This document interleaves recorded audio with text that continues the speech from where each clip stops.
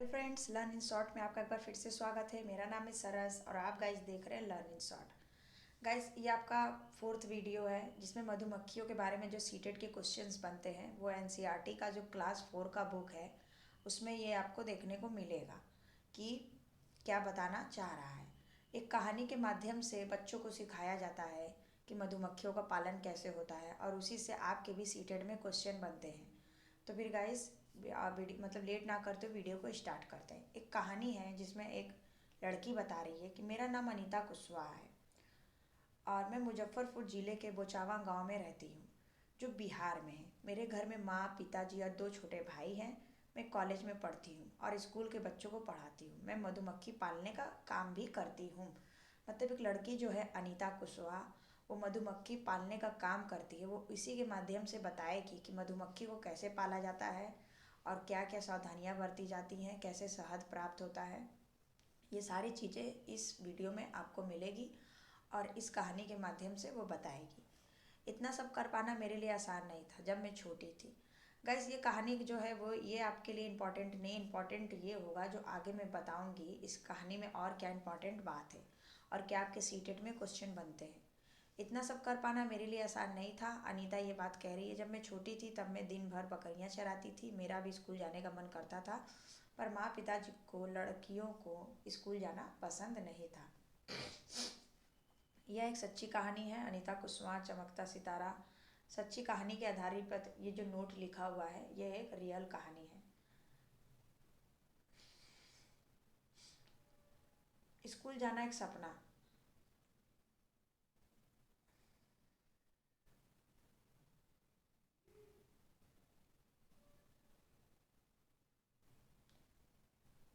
Guys, ये जो RT act आपका 2009 में लागू हुआ था, ये उसी के लिए ये कहानी बताया जा रहा है कि वो स्कूल क्यों नहीं, मतलब कि स्कूल जाना एक उसका सपना था।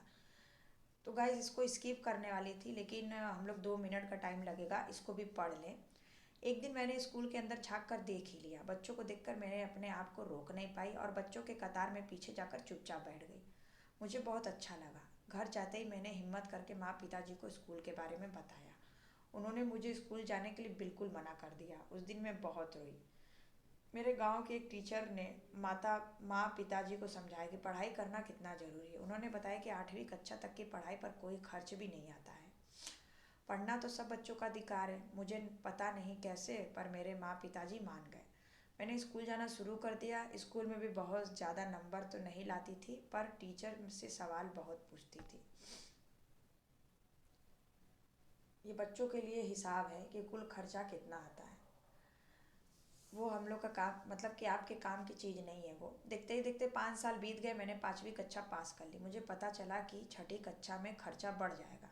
माँ पिताजी ने कहा कि स्कूल छोड़ दो पर मैं आगे पढ़ना चाहती थी। मैं हल ढूंढ ही लिया। मैंने अपने से छोटे बच्चों को पढ़ाने लगी। उससे मुझे जो पैसे मिलते थे उनमें मैं अपने आगे की पढ़ाई करती थी। गाइस, ये जो मधुमक्खी पालन का चैप्टर है इससे आपका ये सब बातों का कुछ लेना देना नहीं है, लेकिन ये बातें भी इम्पोर्टेंट है गाइस आपके लिए, हम सब के लिए, कि पढ़ना सभी के लिए ज़रूरी भी है और ये अधिकार भी है। अब तो आपका जो आरटी एक्ट 2019 में जो लग गया कि सब बच्चों को शिक्षा उपलब्ध कराई जाए। तो पहले क्या था कि जिस जो पढ़ना भी चाहता था वो पढ़ नहीं पाता था, लेकिन ये बहुत अच्छा हुआ कि सब बच्चों को पढ़ाई उनके हक में रहे। और बहुत सारे बच्चों को पढ़ने के लिए बहुत ज़्यादा दिक्कतों का सामना करना पड़ता है। कुछ बच्चों को बहुत आसानी से सब चीज़ उपलब्ध हो जाती है लेकिन सबको ऐसा नहीं हो पाता है।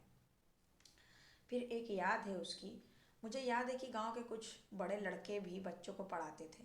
उन्हें मेरा बच्चों को पढ़ाना पसंद नहीं आया। उन्होंने मेरे पास आने वाले बच्चों को डराना धमकाना शुरू कर दिया। दो बच्चों को छोड़कर सबने आना बंद कर दिया। कुछ दिनों बाद बाकी बच्चे भी लौट आए क्योंकि मैं उन्हें प्यार से पढ़ाती थी। मतलब गाइस, ये जो लड़की है इसने अपने क्लास 6 के बाद, इनके मम्मी पापा इनके खर्च नहीं उठा पा रहे थे तो ये बच्चों को पढ़ा पढ़ा कर अपने पढ़ाई को इसने कंप्लीट किया।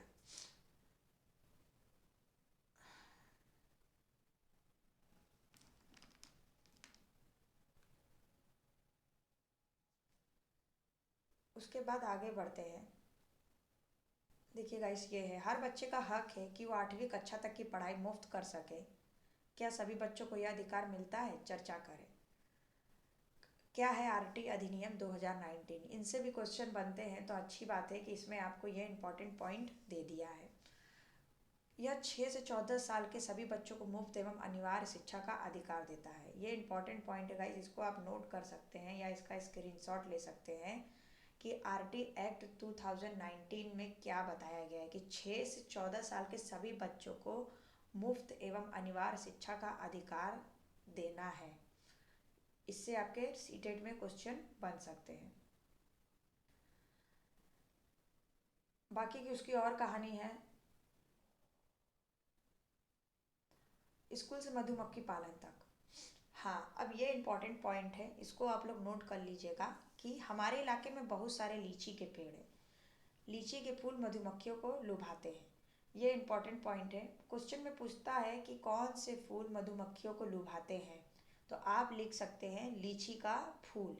लीची के जो फूल होते हैं वो मधुमक्खी को लुभाते हैं। पिछले साल ये क्वेश्चन बना था, तो ये आपका पॉइंट जो है वो इम्पॉर्टेंट है, आप इसको नोट कर लीजिए या इसका स्क्रीनशॉट ले लीजिए। इसलिए यहाँ लोग मधुमक्खियों को पाल कर शहद बनाने का काम करते हैं। मैंने सोचा कि क्यों ना मैं भी यह काम कर लूँ। अनीता ने ये चीज़ सोचा कि मैं पढ़ाने के साथ साथ मधुमक्खी पालन का भी काम कर लूँ। तब मैंने गांव में मधुमक्खी पालने का एक सरकारी कोर्स में भाग लिया। कोर्स में भाग लेने वालों में अकेली लड़की थी। ट्रेनिंग में मुझे पता चला कि अक्टूबर से दिसंबर तक का समय मधुमक्खियों को अंडे देने का होता है। ये आपका इम्पोर्टेंट पॉइंट है कि इसमें क्वेश्चन बनता है आपका कि मधुमक्खियाँ का अंडे देने का कौन सा समय होता है, तो आपको अक्टूबर से दिसंबर तक ये बात आपको याद रखना है, मधुमक्खियों को अंडे देने का होता है। मधुमक्खी पालन शुरू करने का सबसे अच्छा समय यही होता है। मतलब अगर ये भी क्वेश्चन बनता है कि मधुमक्खी पालन शुरू करने का सबसे अच्छा समय कौन सा है, तो आप उसमें बता सकते हैं अक्टूबर से दिसंबर। इसमें आपके दो क्वेश्चन बन गए। एक क्वेश्चन ये कि लीची के फूल मधुमक्खियों को लुभाते हैं, दूसरा क्वेश्चन ये कि अक्टूबर से दिसंबर तक मधुमक्खियों को अंडे देने का होता है और मधुमक्खी पालन के लिए सबसे अच्छा समय यही होता है। ये दो क्वेश्चन आप मतलब बन गए आपके, अगर पेपर में आते हैं तो आप आराम से 2 नंबर ले सकते हैं। मधुमक्खी से क्वेश्चन बनता है, क्या तुमने कीड़े फुलवाते देखा उनके पास। ये सब बच्चों के लिए क्वेश्चन है जो बच्चे पढ़ते हैं। अनीता ने बताया कि मधुमक्खी पालन में पालक पालन होगा, वहाँ पे पालक लिखा है। मैंने मधुमक्खी पालने का कोर्स कर लिया, लेकिन अपना काम शुरू करने के लिए मेरे पास रुपए नहीं थे। मैंने कुछ समय तक इंतजार किया और बच्चों को पढ़ाकर 5,000 रुपये बचाए। इन रुपयों से मैंने मधुमक्खी पालने के 2 बक्से खरीदे।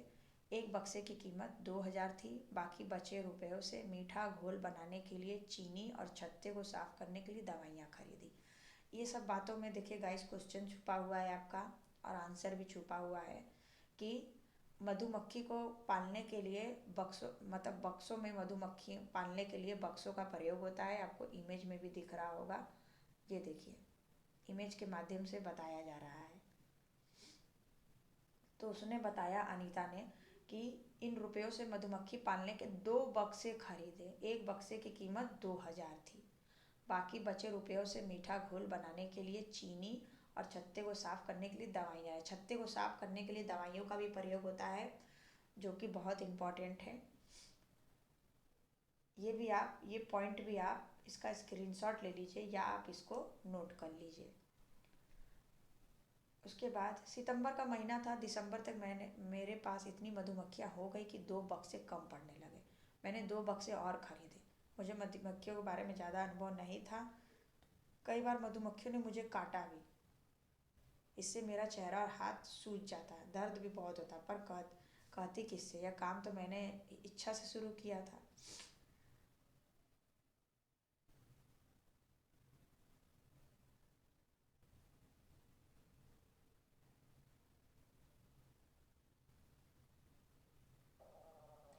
लीची के फूल फरवरी में खिलते हैं। मैंने अपने चारों बक्सों को लीची के बगीचे में रखा।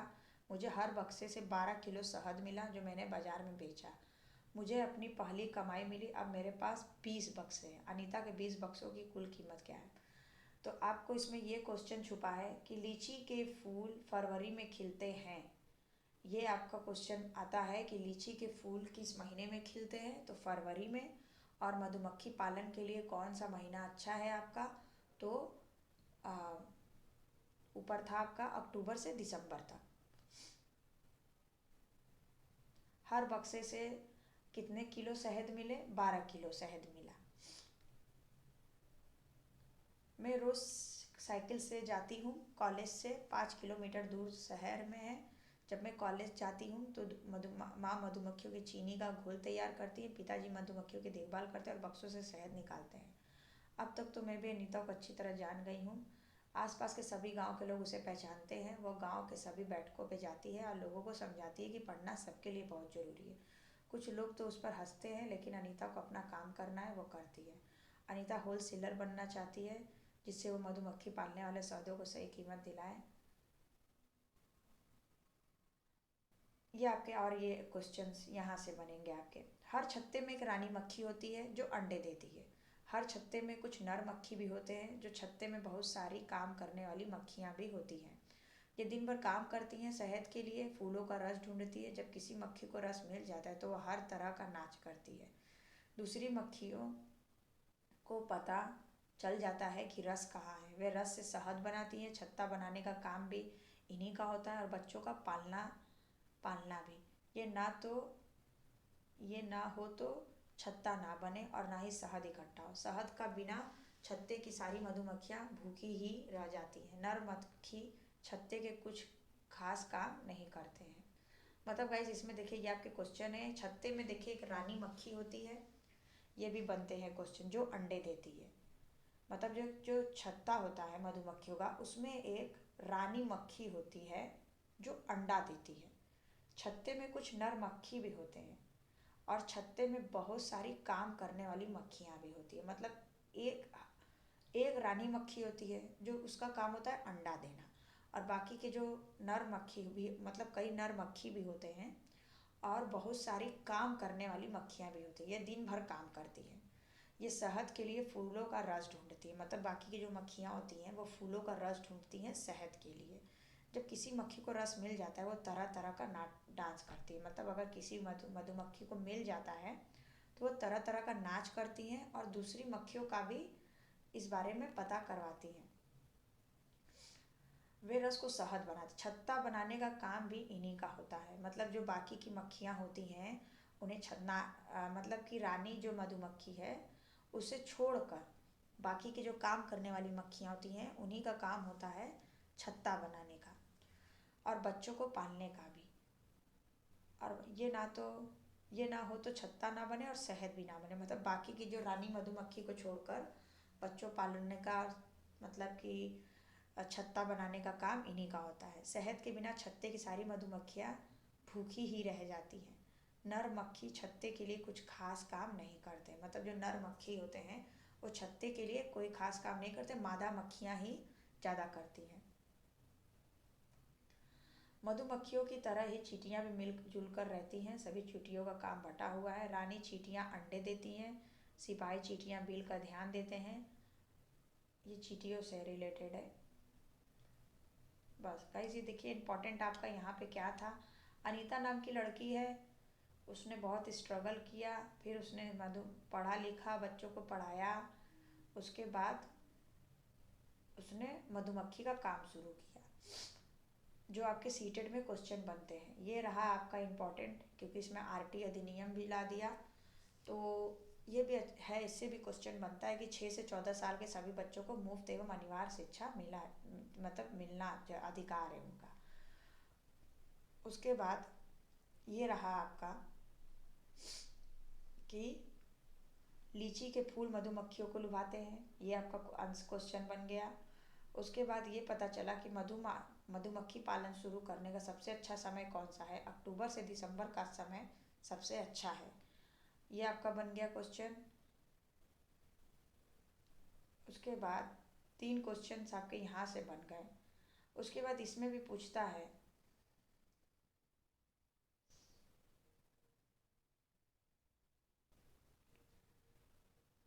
कि हाँ छत्ते को साफ करने के लिए दवाइयाँ खरीदी। मतलब छत्ते में डालने के लिए मतलब छत्ते में दवाइयाँ भी डाली जाती हैं, कभी इससे रिलेटेड भी क्वेश्चन बन सकते हैं। और चीनी का घोल उनको दिया जाता है, मीठा घोल जो होता है चीनी का घोल बनाया जाता है और बॉक्स में उनको रखा जाता है। ये भी क्वेश्चन बन सकते हैं। तो जैसे इसने बताया कि मैंने 2 बॉक्स खरीदे।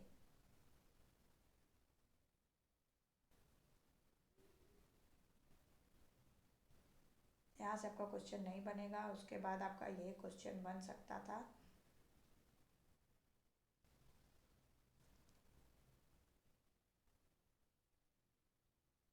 रानी मधुमक्खी जो अंडे देती है और बाकी की मक्खियाँ काम करती हैं। ये भी है, इसमें से भी बनता है कि रानी मधुमक्खी अंडे देती है और बाकी की मधुमक्खियाँ काम करती हैं, छत्ता बनाती हैं, बच्चों का पालन करती हैं। नर मधुमक्खी कोई ज़्यादा काम नहीं करते हैं। और लीची के फूल के बारे में अगर पूछेगा तो वो भी था कि लीची का फूल जो होता है वो फरवरी के महीना में आता है। वो एक जगह पे लिखा था, वो भी आप देख लीजिएगा। हाँ, ये लीची के फूल जो है वो फरवरी के महीने में खिलते हैं। ये भी आपका इम्पॉर्टेंट पॉइंट था, लीची के फूल फरवरी के महीने में खिलते हैं। और मैंने अपने चारों बक्सों को लीची के बगीचे में रखा। इसका बताने का मतलब यही है कि पूछ लेता है कि लीची का फूल किस महीने में खिलता है, तो फरवरी के महीने में। गाइस ये रहा इसमें कुछ आपका इम्पॉर्टेंट पॉइंट। ये चैप्टर भी आपका ख़त्म हो गया। बाकी अब हम लोग नेक्स्ट वीडियो में नेक्स्ट चैप्टर की बात करेंगे। अगर आपको वीडियो पसंद आया हो तो वीडियो को लाइक कर दें, चैनल को सब्सक्राइब कर दें और बाकी के जो भी आपके फ्रेंड तैयारी कर रहे हैं उनके साथ शेयर भी कर सकते हैं। गाइस इस वीडियो में इतना ही, बाकी की बात हम लोग नेक्स्ट वीडियो में करेंगे। ये मधुमक्खी के बारे में बताना था, जो कुछ इम्पोर्टेंट पॉइंट मैंने आपको बता दिया।